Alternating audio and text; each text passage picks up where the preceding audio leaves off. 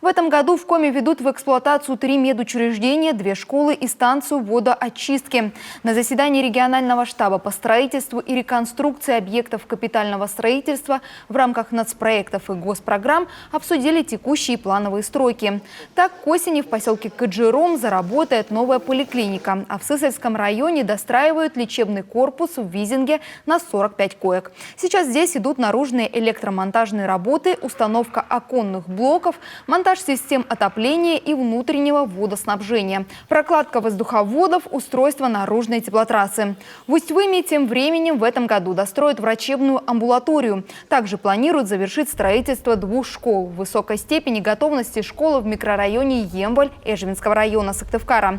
Еще одна школа строится в Ижме, а в Ухте по нацпроекту «Жилье и городская среда» возведена станция водоочистки Пожня-Йоль.